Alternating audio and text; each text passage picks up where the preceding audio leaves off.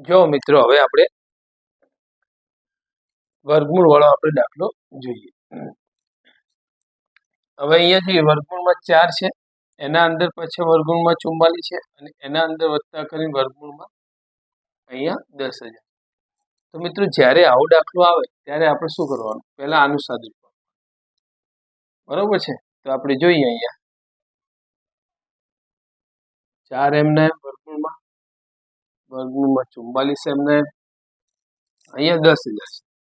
હવે 10,000 નું જે વર્ગમૂળ છે એ કેટલું આવશે? આપણું 100 આવશે, કારણ કે આપણે 100 નો વર્ગ કરીશું એટલે કે 100 ગુણ્યા 100 બરોબર છે. એટલે અહીંયા વર્ગમૂળમાં માની લો કે 10,000 છે તો અહીંયા આપણે આને આવી રીતે લખી શકાય 100 ની 2 ઘાત અને એની આ જે વર્ગમૂળની નિશાની છે એના 1/2 આ નીકળી જશે એટલે કેટલા આવશે? અહીંયા આપણે 100 આવશે. હવે ફરીથી અહીંયા જોઈએ વર્ગમૂળ 4 એમના એમ વત્તા અહીંયા 44 અને 100 એટલે વર્ગમૂળમાં કેટલા થશે? 144 બરોબર છે. હવે 144 છે જે વર્ગમૂળમાં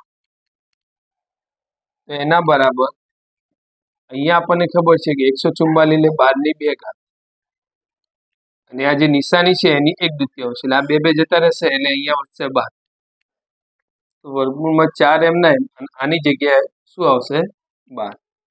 હવે અહીંયા આપણે જોઈએ તો 4 અને 12 તો વર્ગમૂળમાં 16. હવે વર્ગમૂળ 16 એટલે આપણને ખબર છે કે ભાઈ 16 એટલે 4 નો વર્ગ અને આ જે નિશાની છે વર્ગમૂળની એની જગ્યાએ 1/2 આ બંનેનો ગુણાકાર થાય એટલે અહીંયા 2 જશે એટલે અહીંયા આવશે 4. તો મિત્રો આપણો જે જવાબ છે એ 4 એ ઓપ્શનમાં આપણે જોઈએ તો આપણો જવાબ જે છે. મિત્રો ગમે તો લાઈક કરો, ફોલો કરો અને સબસ્ક્રાઈબ કરો. જય હિન્દ, જય ભારત.